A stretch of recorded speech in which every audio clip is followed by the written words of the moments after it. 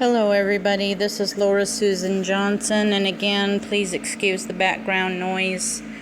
I am about to review a movie that I have loved. I've only seen it maybe, I would say a maximum of 5 times over the years, but it never ceases to amaze and inspire me. It's based on a true story, and it's called Paradise Road from 1997. And this movie, in my opinion, this movie is the kind of movie that should have swept the Oscars. But it was just not, it was just like kind of swept aside and ignored.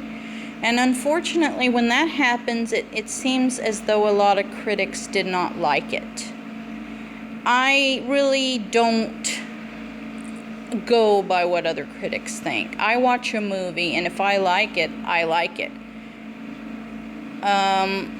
Roger Ebert, Gene Siskel, Gene Shalit, and all of the other really popular or well-known critics could have loved a movie, and I can hate it. Well, this happens to be a movie that I love. Roger Ebert, before he passed away, he wrote a review for this, and he said that for the most part it was a very powerful movie, but, it lacked some kind of arc. Well, for me, the arc is the story of their survival, the story of these women's and children's survival. It's kind of a delicate matter to talk about World War II without opening wounds or possibly offending one side or another. In the days of Hitler, the Japanese were considered amongst what he called the honorable or the honorary Aryans. In other words, the Japanese were pretty much fighting alongside Germany, and they were on Hitler's side. And so even though they do not look like, blue-eyed, blonde-haired Caucasian people, the Japanese were considered by, Der Führer as honorary Aryans, which means honorary white people. As long as they were on his side and doing what he wanted, they were okay in his book. I have a feeling that if Hitler, God forbid, had taken over the world and killed off every Jew and every black and every homosexual and every, what he calls,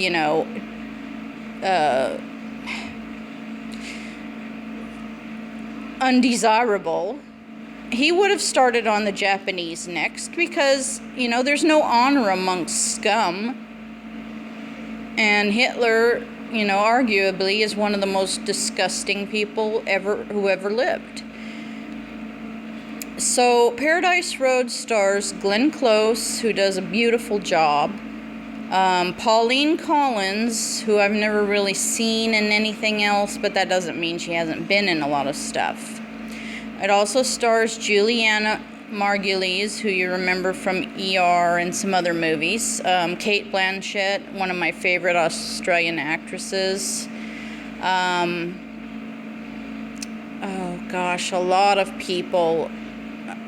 A lot of great Japanese actors, too, having to play very difficult roles, having to do difficult things on screen. One of my favorite characters was called the Snake. And the reason I liked his character was, even though he was brutal and he was doing what he was told, he wasn't a leader. He wasn't in charge of these prisoner of war camps. He was just a brutal soldier, a Japanese soldier, just doing what he had been told to do. This story takes place in 1942, a luxury motel near the shores of some place in England, I presume. And there's a lot of, at first they're dancing and having a good time, and then they hear a lot of fire. They hear one bomb at first, or one explosion at first, and then, that startles them, and then they go on dancing, thinking it was just maybe, friendly fire or testing, or maybe just that fighting was, at a closer distance, and then they didn't have to worry anymore. He's also known as Sergeant Tomiyashi, but he is, his nickname is the Snake, and he is very brutal.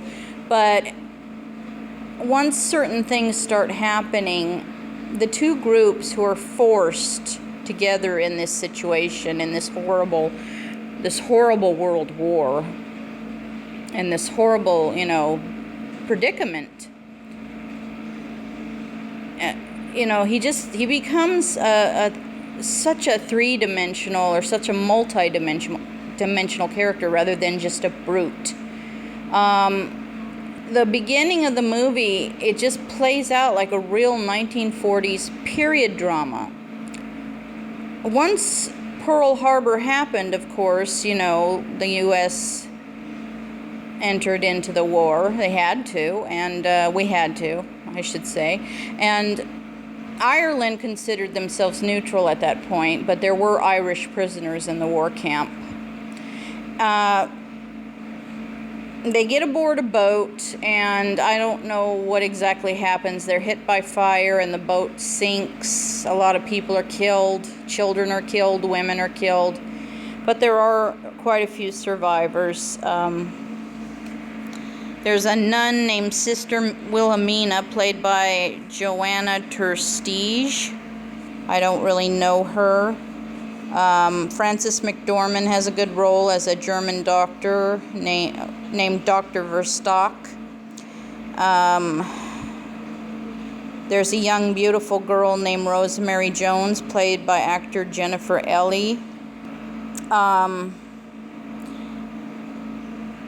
What happens is the boat that they're on to get away from the fire is sunk, and they have to put on life jackets and swim. And they, three of them, Kate Blanchett, Glenn Close, and Jennifer Ellie, they find themselves swimming alone after everybody was there with them. They're suddenly all disappeared, and they just can't figure out where everybody's gone to. Have they all drowned? Have they been captured at sea and put on Japanese boats? Well, they finally reach land. They walk a long way down a hot, humid road on an island somewhere. They don't know where they are. Turns out they're in Sumatra, a large part of Indonesia. Well, anyways, these three women are walking along, and they see a brigade of Japanese people, and they wonder what they're going to do. These three surviving women, having been separated from the rest of the large group, a car pulls up alongside them, and it's one of these people. I think it's Captain Tanaka. Now, Captain Tanaka appears very gentlemanly and, very cordial and very well-mannered at first. But when Glenn Close confronts him that he, is pretty much going against the law of the Geneva Convention, he says the Japanese have signed no Geneva Convention. And they take him to this terrible village in Sumatra where a lot of Indonesian people, Sumatran people, I'm not sure which, but they have taken all these people prisoners. They've taken over the village. They've occupied pretty much, it's Japanese occupied Sumatra. That's a shorter way to say it. So there's Captain Tanaka, who's kind of second or third in charge. There's Colonel Hirota, played by Sab Shimono. And then there's this interpreter guy who's just sort of to translate Japanese to English, because a lot of them don't speak English. And he's played by David Chung.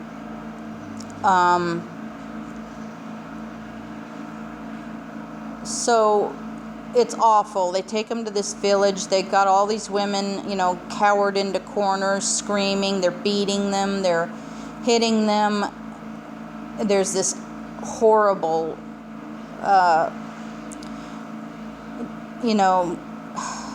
it was horrible. It was so realistic looking. It was like a decapitated head up on a spike in the middle of town, and it must have been some leader they assassinated. And the interpreter is telling the white women and the children, you English think that Orientals are so inferior, and your American and English empires are no more. They're below us. The Japanese Empire will soon rise and rule the world. They don't mention Hitler at all in this film, but believe me when I say, I read up on World War II quite a lot, and I really don't. I don't really look at it a lot, but I don't see Mussolini ever mentioned a whole lot like I see the Japanese Empire, their Emperor Hirohito, and other people like that. So, I don't know. I just don't hear about the Italians. I guess I could read and do some research, but in this movie, there's no mention of Hitler. There's no mention of Italians. It's mostly about the Japanese and the part that they've played. But it also does not demonize them. At first, they're extremely brutal. You hate them for the way they treat these women. They beat them, and when they do things wrong, they punish them severely. They're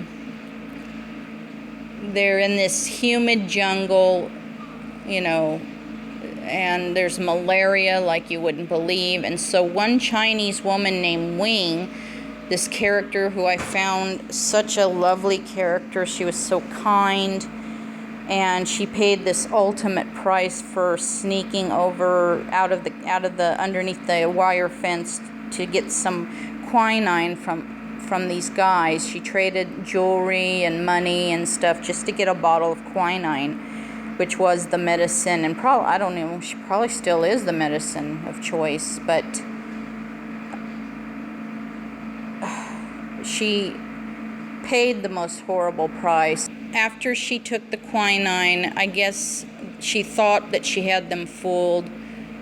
There was a little noise, like an alarm bell, that was set off, and she thought she snuck back into the camp and was able to, avert catastrophe. But the very next day, they called the usual assembly, where they salute the Japanese flag. And suddenly, these guards rush forth and they grab Wing and they pour gasoline on her and they burn her to death. And everybody is just absolutely traumatized. But they give her this beautiful funeral, and Pauline Collins' character, Margaret, she's one of the most beautiful characters in the film, too. These ladies are just absolutely amazing. They're so amazing. Their survival instincts are so strong. And they say this beautiful poem about Paradise Road. That's, basically where the movie got its title from, somebody's poem, I guess, one of the ladies' poems.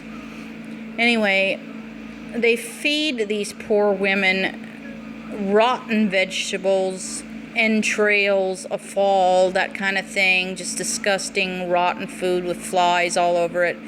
They kind of boil it together in kettles to make some kind of, mushy rice, sticky rice stuff. And it's semi-palatable. I mean, it's better than eating... I guess it's better than eating it raw.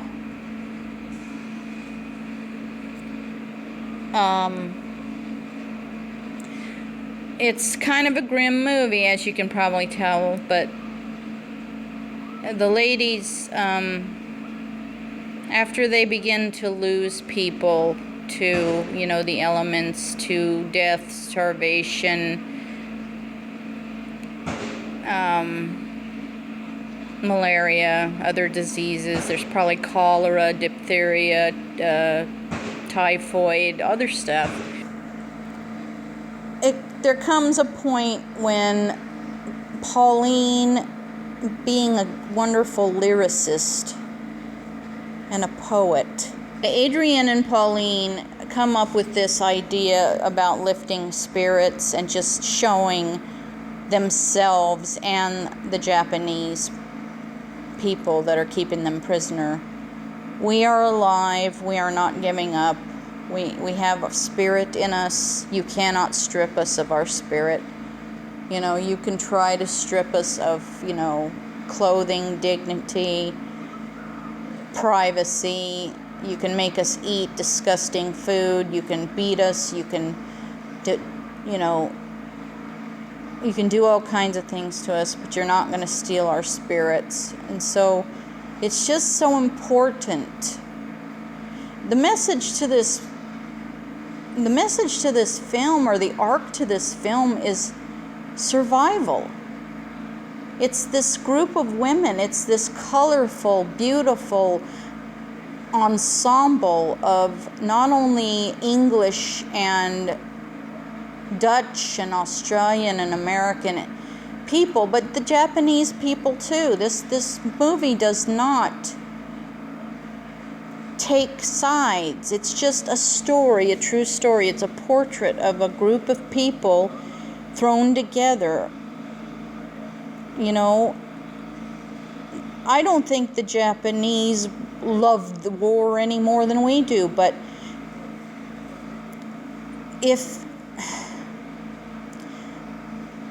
I don't know. I don't like war. I hate nuclear war especially, and I hate the fact that we dropped Fat Man and Little Boy. But if we hadn't, how long would these POW camps how long would these women have suffered? How many more would have died? Anyway, they continuously do these wonderful songs, and at first the Japanese object and try to stop them, but they won't be stopped. They just have this resolve that won't quit. And when the Japanese hear their first performance on one of the this 2-year anniversary of their imprisonment, they sit quietly and listen, and they're so moved, and it tells you that they enjoy peace too. They enjoy having their spirits lifted because they've been taught that their side is right. Every war has every conflict has two different sides. There's no villains here.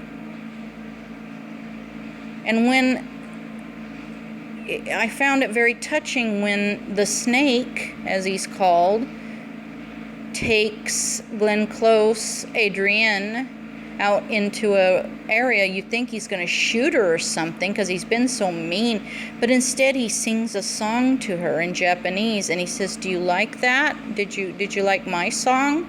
And she says yes. And after that, he's not the brute he used to be. It's just this unifying it's like music unifies. Is it corny of me to say that? Because I don't want to sound like, Teenage Mutant Ninja Turtles, coming out of their shells where, Instead of being out fighting with nunchucks and sais and whatever and all their weapons, they're, on stage playing stupid Christian rock or something. I'm just saying that this choir, it's like a gift to the women from them, but also to the Japanese, because the Japanese loved it. They loved listening to them sing. And when the war was over, when the bombs were dropped on Hiroshima and Nagasaki, the Japanese, with the kind of honor that they always display, that's the kind of honor they are. They are just like, they're like a lot of us, but they're also extremely honorable people this is my white woman's opinion, okay? And they didn't go and kill all the survivors. They open the gates and they say, we are all friends again now. The war is over. And these women cheered and hugged and, they went back home. And they eventually were, reunited with their families. And I think some of them kept in touch. The story was, preserved so that this movie could be made. But this is based on a true story. Some of it's probably dramatized and inspired, but it is based on a true event. So a lot of the women did die. They lost their will to live. They succumbed to malaria. But this is such a beautiful, beautiful film. And why this movie was ignored. I mean, this isn't Pearl Harbor, like Michael Bay shit. This is quality. This is thinking people's movie. This is an action-packed. This is just real suffering, real dignity in spite of suffering. I can't say enough good about it. It's just beautiful. It's a beautiful film. If you can find it, you might find it on cable like I did the other night. I was so happy to see it was playing. I watched it. I wept. It's 10 out of 10, nothing less.